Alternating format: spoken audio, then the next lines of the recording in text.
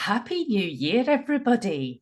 Welcome to 2023 in the Women and Money Cafe podcast. Now, we might get a bit confused throughout the episode because it is still technically 2022 for us as we record this, but we get, as you listen to it today, Happy New Year. All right, so this is the very first episode of 2023. And what better way to start the year than to get a bit of an expert in? So, on the couch with me today, I've got Sarah. Hiya, Sarah. How you doing? Hello, Happy New Year. Can we have a drum roll, please? No, because it'll mess up the editing. Right, drum roll. We've got like the most amazing guest for you today. She is a #1 bestseller author. She is the UK's leading expert on solutions-focused mental health, Lynn. Absolutely, Julie, that's right. Yep, that's All my right. title. I'll So take that one.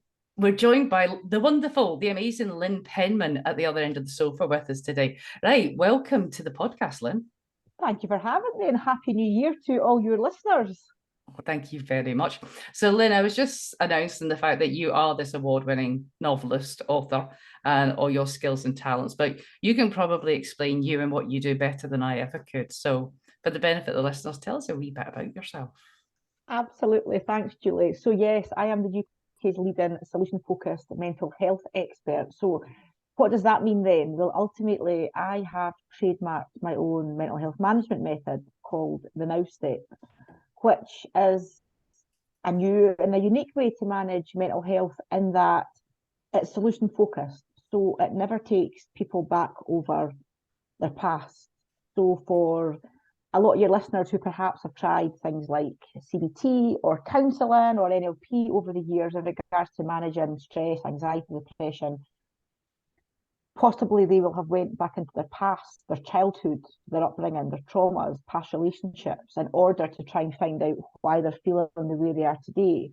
My whole method is completely different from that in that we never go back over the past, Julie, and rather than that, we help them to find a solution to the future. So it's a really, really fun and really, really solution-focused way to manage mental health in a new way. I love that. Now, And how often do you get the word fun thrown in with mental health?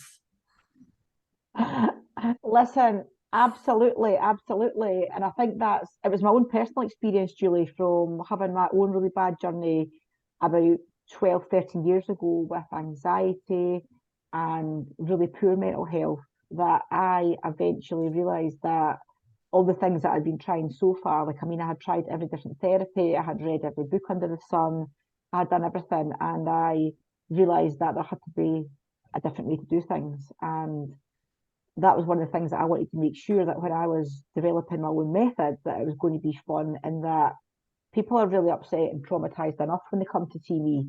And it's ultimately, how can we then make the sessions enjoyable? How can we make the sessions that they do and the way they move forward be fun and something that they can implement really easily into their daily lives? I think this sounds absolutely awesome. And I think one of the reasons I'm dead excited to have you with us today is because, like, it's no secret that January can be a really tough month for people. And for a whole host of different reasons this year, myself, like after 2 weeks off work, the thought of going back into work, you can get like the Sunday night jitters, can't you? And just that feeling like, Absolutely. oh, I've got to go back to this, and what if I can't remember how to do it, and what didn't I get done before Christmas? So that's one aspect of the challenges that people face in January. Sarah, I know that you've got your own take on what could be tough for people this January as well. Yeah, where we're at, really. I think Christmas is a great gloss over, isn't it? We get very focused on all the good stuff at Christmas, what we do, what we spend too much. I think January is usually a month when, to put it bluntly, the shit hits the fan. You know, the reality kicks in. Everybody gets their bank statements, their credit card statements, and they think, yeah. And even if it doesn't affect you, you know somebody, you're bound to know somebody that's being affected. It can be a bit of a gloomy time anyway. Let's face it, it's cold, it's damp, it's dark. And I just think overall, everything seems a bit more bleak and in your face. No, it's like all the Territory. elves have buggered off with their little magical Yeah. Santa dust, and it all just looks rubbish now, doesn't it? Yeah. You can put all Unless you the look, unless you're looking forward to your haggis and Raspberry Burns Day, that's about the highlight of January, isn't it, for us here in Scotland? Well, that's not for me, I'm afraid, I Jill, know. sorry. No, so what I'm hoping, Lynn, you can do is just share with us some of the tips and tricks that you've got that people might want to deploy to help themselves in January. And I think part of the reason I've asked Lynn on is because go and follow Lynn on social media. Obviously, go and buy a bloody book, okay? But she occasionally pops up and she does a live. And there was one Monday morning where I was dreading some of the work that I had to do. And I caught one of Lynn's lives. And I sat there and I did all the exercises with her. And the next thing, off I went and did all the stuff I'd been avoiding. So I know you've got all these tricks up your sleeve. So I'm hoping you'll share just one or two with us today. Absolutely, Julie. Of course I will. I think come January for a lot of people is that, and this is where the whole premise of my Now Step method comes from. To me, the misunderstanding that we have all got with mental health. Now we're all, every single one of us now is on that mental health spectrum. Like the days have gone, as far as I'm concerned, when, oh, I've got anxiety, I've got OCD, I've got health anxiety, I've got bulimia. I think every single person in the universe now is somewhere on that mental health spectrum. And I think what happens is come January, we do not know how to manage our minds. So often or not, when we've had that high or low of Christmas, and again, Christmas is a very difficult time for a lot of people. I think what can happen is say the saying that there's nothing really in January to look forward to. So often or not, again, it can be very much in our minds. All these thoughts surrounding, I'm fed up, I don't want to go back to my work. Here we go again, it's January. I've got all these debts coming in for money I've played at Christmas. What have I got to look forward to? And all these kind of things. So your mind is continuously filled with negativity and negative thoughts. Now, all the things that I teach, my whole method is ultimately about teaching people how to live in that present moment. So the Now Step is my take and my way of helping people to ultimately manage the present moment without too much spirituality and all the big spiritual words, because my experience with mental health is that nobody's got anxiety, nobody's got depression, nobody's got OCD, but what they've got is they've got a lack of the understanding with the relationship with that crazy lady voice in their heads. So that voice that's there, that's very much separate from us, that when we have got a lot of worrying thoughts and a lot of catastrophizing and a lot of looking into the future or looking into the past and regretting the money we spent at Christmas, we're not on that Now Step, we're not in the present moment, because our mind is programmed. When we're in that survival negative part of our brains are programmed to almost have that crazy lady on our shoulder when we're driving into work, when we go back after the holidays, when we're trying to lie in the bath, or, oh, I know, I've got a voucher off my mum to go for a massage. I'll go and use that next weekend and that'll make me feel much better. But what happens is we go and book for this massage and we lie on the massage table, and the whole time we're not relaxing, but we're having a chatter with this crazy lady that's in our minds about what happened yesterday and what our partner says to us and how much we hate our children and how fat we've got over the Christmas holidays and all the usual kind of stuff that goes on in our minds. So we're not actually then spending that 35 or 40 minutes relaxing, having that massage, but rather we're chatting shit to that crazy lady voice in our head, which, and again, this is something that people don't understand. People think that come January, it's been the stress of Christmas. It's actually the stress of the bank balance coming in. It's the stress of perhaps having to find new clients going forward for business going into January.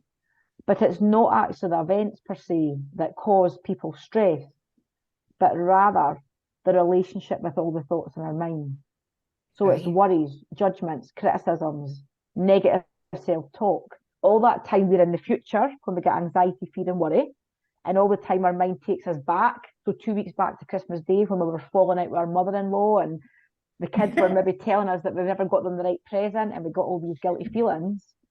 That's all the things that fill our stress bucket. So come January, the majority of people, the majority of the listeners, you're probably feeling right now that your stress bucket's so full that it's flooding and it's overflowing your street.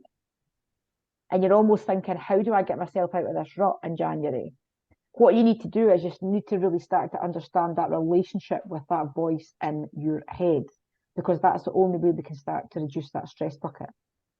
Right. And learning and finding out ways to really manage and be in that present moment come the 5th or the 6th of January when you go back to work, not reliving what happened a week ago, and certainly not a way off the Now Step into the future, thinking about something that's happening in 3 or 4 weeks' time, a wedding that's coming up in 3 months that you're not going to fit into the clothes that you've got to wear, and all the stuff that goes on inside our women's minds, when we're able to show up for life and accept it exactly as it is, life is the sweetest, sweetest place.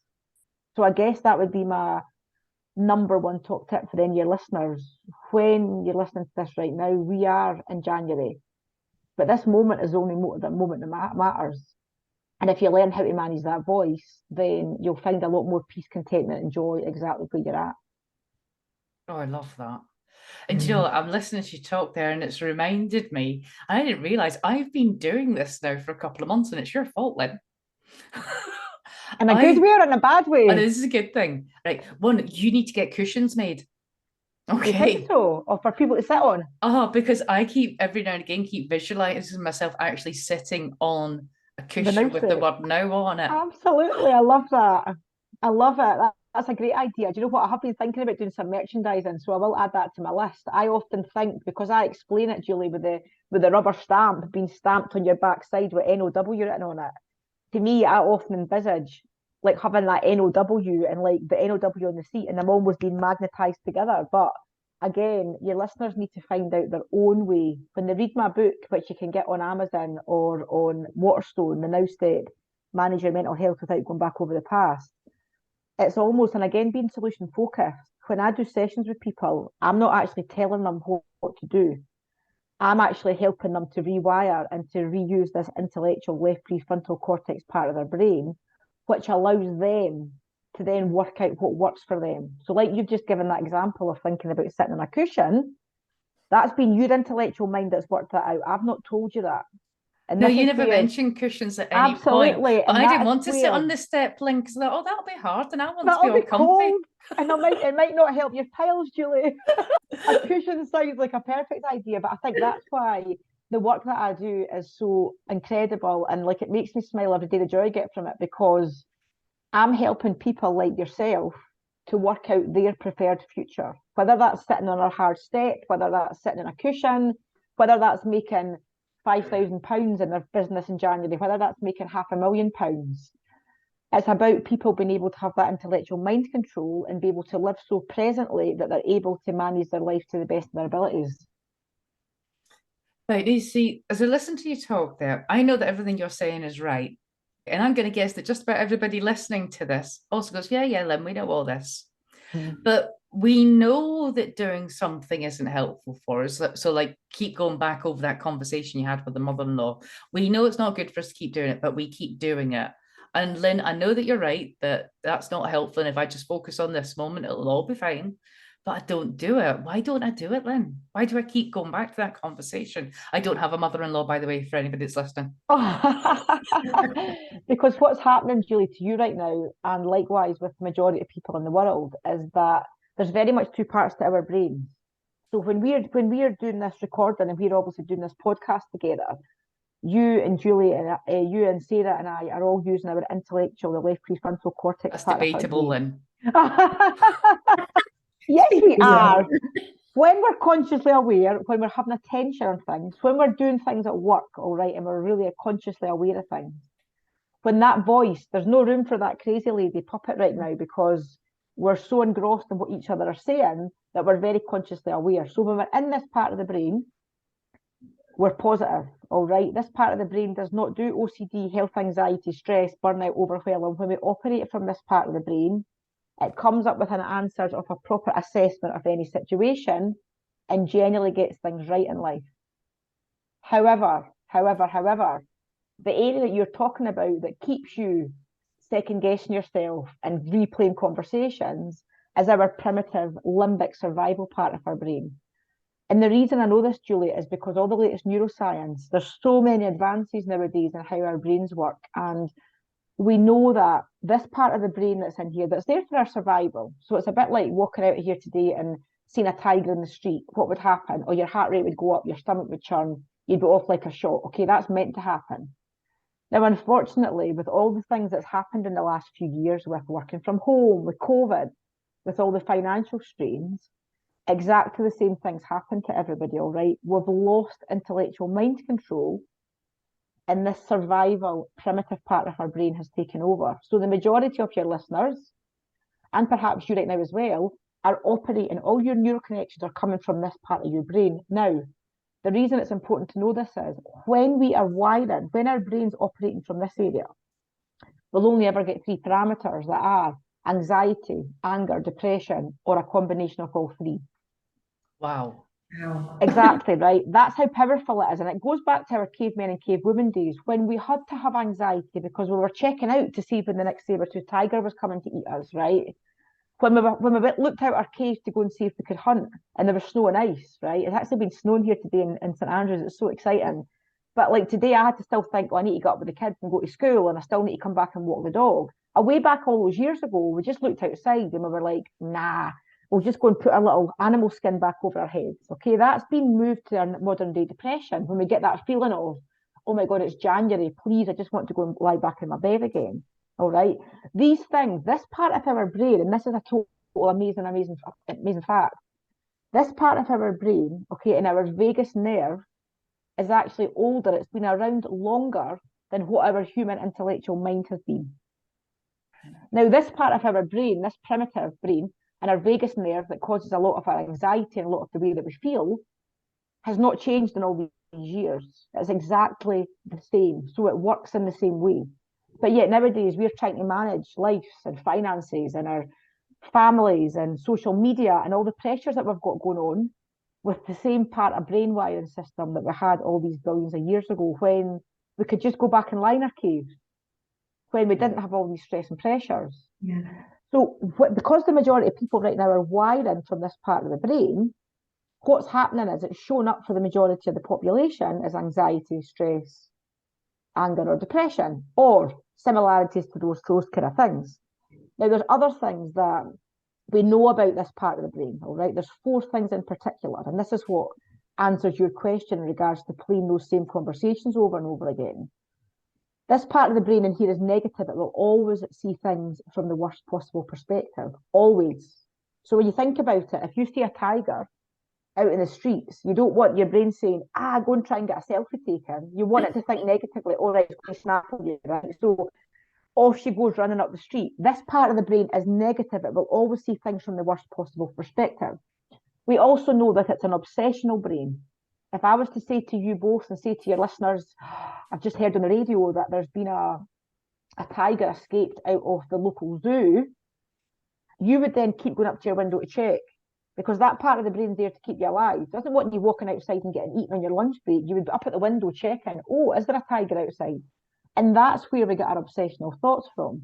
That is where we get all this repeated negative narrative all the time about this is wrong and that's wrong and I'm not good enough and she said this and he said that. So the reason that we end up feeling like we've got anxiety and all these negative thoughts, which then go in and fill our stress bucket, which means then that we get stuck in this part of our brain, is the answer to your question in regards to why is it not easy then to live on that now state? Because right now, like the majority of the world, your brain is wiring to that negative, obsessional, vigilant part of your brain that makes you repeat your behaviours. And we keep going on and on like that. So my job is working with people is to help them using solution-focused questioning, using solution-focused techniques, is to help them rewire and strengthen their neural connections so they're intellectually minded. Right. So a bit like me with my 9 kids and my 25 million dogs and all the rest of it that goes on in my life, I am able still to manage life and be content and be happy, although there's always loads and loads of stuff going on around about me. I have never ever heard it explained like that, Lynn. Oh, really, Sarah? Well, I'm really glad to hear Brilliant. that. Did you find it helpful or did you find it like... extremely helpful. Very, very helpful. That's just blown my mind, to be honest. To get a chance, because obviously it's all in my book and things, but I think for me, having been through such a bad journey with my own mental health, Sarah, I had heard and read and spoken to every GP under the sun and tried every medication, right? Nobody ever actually gave me an explanation way back then that actually gave me that penny dropping moment of thinking, right, okay, I can understand that and I can help it to fit it into my daily life. And every day I can wake up thinking to myself, okay, is my primitive brain in charge or am I intellectually minded?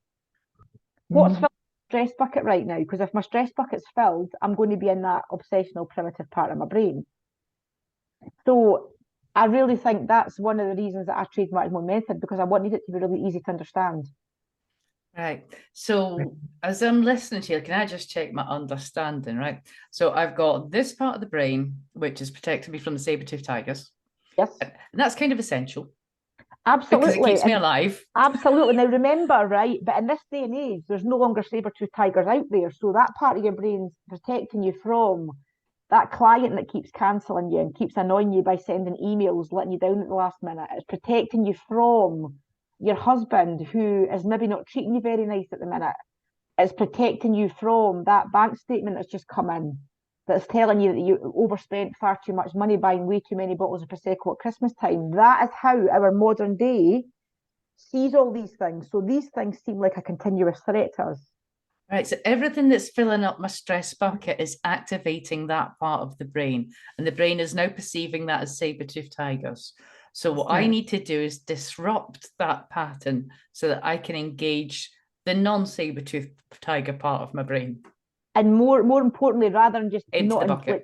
You can empty your stress bucket and you can have intellectual mind control, because what you want to do is you want to wake up in the morning with room in that stress bucket, which means then that you start your day from intellectual mind control. I know for me, when I was away back, when my mental health was really bad, right? Like in the morning, the kids would like literally spill like 2 teaspoons of milk on the bunker, or like I would be getting out into the car and one of them would have forgotten like their swimming suit for school or something like that, and I would be completely like, ah! Like in that angry part of my brain, because I just couldn't cope. So it's having that room in your stress bucket in the morning. So when you wake up and the kids do spill milk or somebody pulls out in front of you, you're coming to it from a place of positive intellectual mind control where you feel calm and in control. Right. How's your stress bucket doing, Sarah? How's mine? Yeah, your stress bucket today. Today is pretty good. It's been coming down as the day's gone on. You can't see the paperwork sitting around me, but yeah. But again, remember, it's not about that makes sense. It's not about the paperwork, and it never is about the paperwork. It's not about the events, all right? It often makes me laugh when you hear these people that are really stressed and they're like, right, my GP said that I need to have a week's holiday, or like you talking, Julie, earlier about going down to the Lake District, right? Fantastic. If you're able to manage your mind when you're there and you're able to actually live intellectually and be in that place of now state when you're not filling your stress bucket. I don't take my bucket with me, Lynn. Absolutely. Leave it in the house. Leave it in the house. So I think we missed this bit at the start. So I think most people know now I don't like Januaries. So I always disappear for a week in January. So this January I will be going to the Lake District because that's where I completely decompress and I empty my bucket and I don't pack my bucket with me. Good. And I hope you leave your crazy lady or your crazy other word that we said earlier sitting back in your house so that she's not going with you. Crazy lady's not invited, Lynn. I'm so glad, because again, that is the massive problem that ultimately people don't realise, Julie, that there's this true part of us, okay, and there's the not true crazy lady. It's all the stuff that comes. Oh, I've just lost my earphones. Can you still hear me? I can hear you. It's all the stuff that comes from our subconscious programming. So this voice that we hear and we allow it to like think about it, right? Did you have a dream last night? Did you or Sarah have a dream last night in your sleep that you want to maybe share? Or do you want to just give me a little idea, like if you've dreamt last night, was it anything like crazy or? It's always crazy. Okay, good. Oh, should I tell you a dream that I have every so often? I've not had it for a while. Yeah. Right. Given how old I am, just forget how old I am for a second. Every now and again, I have this dream that I'm still at school and I'm meant to have been studying. And it's getting near exam time. And it turns out I've done bugger all work all year. I'm like, how am I going to catch up in like a year's worth of work in time for this exam? I love it. So what happens when you have that dream, right, and you wake up the next morning and you've probably got some memory about it? When you wake up that next morning, right, tell me this. Do you then think, oh my goodness, I have to go back to school. I better phone up my school I was at and go and find all my old jotters and start studying. Do you do that? No, I think, thank God that wasn't real. Why then? Why as women? Why are we allowing, right, our thoughts and our minds that are no different to the dreams that we have at night time to control our lives? Oh. Oh, so I'm just trying to think sometimes of some of the crazy lady dialogue that runs through my shead. She's a big fan of telling me that I'm not good enough. Absolutely. And that's So something. have I got to treat that with the same disregard as Ab I haven't studied for all these exams that I took 30 odd years ago? Absolutely. Like, we don't have a dream about waking up and running away with our next door neighbour's wife or husband and be like in the morning, right? Morning! Are we going away today? And like blah blah blah. But yet, right? And I was one of these people, and that's why I'm so passionate about it, right? I get clients and women that get in touch with me and say, look, I'm really needing support, and I'm feeling this way, and I'm emotional eating, or I'm bulimic, or I'm OCD, and I'm having all these thoughts and all the rest of it. But once I'm able to run through exercises and the things that I do that gives them that wow moment of actually, our minds are no different than our hair growing, right? So our hair grows. We wake up in the morning and we're like, my hair's grown or my nails have grown overnight. We can't be like, right, I've just wanted to decide that my nails are going to stop growing. Our minds are exactly the same thing, okay? Our minds are energy and our minds move with so many thoughts every day, hundreds of thousands of thoughts, good, bad, happy, or sad, right? No different than when we're lying in our bed at night dreaming, but yet we wake up and we allow these thoughts to make us feel sluggish and low and angry and depressed and not enjoy January and like compare what happened 2 weeks ago and dread what's coming up in 6 months' time. When actually, once you get the knowledge and understanding about that relationship between you and that voice in your head, all that stuff stops. OCD stops, health anxiety stops, all the stuff that you stored in that templated behavior stops. And it's almost like a relief, like a weight's being lifted off your shoulders. I think you've just helped me develop another solution apart from my now cushion that I imagine I'm sitting on. So next time I hear crazy lady talking, I've got to respond with, God, listen to it first of all and go, geez, I'm really glad that's not true. Yes, absolutely. Of course you can. Absolutely. Do you know, I've been doing this for that long now that like it doesn't mean that my crazy lady voice is never there. So ultimately, if I have got a lot going on in my life and I've obviously got like at the minute I've got 3 kids off school sick, I've had to put some clients off, I've been scheduling things around. Obviously, when your mind's busy, when you're busy, your mind's going to be really, really busy. So again, but obviously, I'm switched on to this like you wouldn't believe. But I really know then the minute my stress bucket's filling and the minute my stress bucket's not. And again, I start to get things that show up for me. For example, we're talking about sleep, right? If anybody, and I'll come back to the point about the crazy lady in a minute, if anybody's listening right now that doesn't sleep well, it's ultimately because there's too much in your stress bucket. So when we ping wide awake during the night, it's because your rapid eye movement sleep can't work through all the stuff in your stress bucket. So it pings you wide awake. So one of my jobs is making sure that people have got a good sleeping pattern. And ultimately, if you're getting a good night's sleep pattern, you're going to feel mentally well. So again, it's been really, really careful in regards to how your sleep pattern is, or whether you wake up in the morning and you still feel really, really tired. So I know myself, if I am starting to wake up during the night, I have maybe not been listening to my nightly, like I've got a hypnosis download that I give out to all my clients that I listen to. I've got loads of little exercises mind exercises that I do during the day. If I stop doing them, because again, it's like training your body, I'll start to notice my crazy lady's more active. Right. And she's more around. And I'll notice that perhaps I'll feel a bit more tired the next day when I wake up. Or I might find it harder to stay on that now step because I'll notice my mind getting pulled into the future and the past. But being able to have all the tools and techniques to manage that bucket, Julie, is just so powerful. It's a bit like people getting thrown overboard, right? You've got really, really choppy seas. Now, your listeners will all have stuff going on in their life. We've all got stuff that goes on. Even me as a mental health expert, I've probably got with all the kids I've got and with my business and all the stuff that goes on and divorced. So I'm a single mom, I'm on my own with the kids, and my dad died all these years ago. Like I've had loads of stuff going on as well. But I know all the things that I need to do every day to make myself mentally well, to make myself have intellectual mind control where I don't have anxiety. And it's a bit like the difference between getting thrown overboard in really, really choppy seas on a boat and the chances are you're going to drown, or a bit like me having that life jacket on and knowing how to manage your mind and knowing how to stay on that now step, which means that, yes, at times my wee legs are kicking like mad, but do you know what? I'm not going to drown. I'm going to stay afloat. Yeah. And I think in January, for a lot of your listeners, like people that are listening, I think there's a massive difference between drowning and managing to keep your head above the water. What are you thinking, Sarah, as you listen to Lynn chat there? She's good, isn't she? Well, that's been a lot to listen to, I have to say. But I think what I'm taking away is that it's something I've been doing it recently is that it's so easy for that bucket to fill up.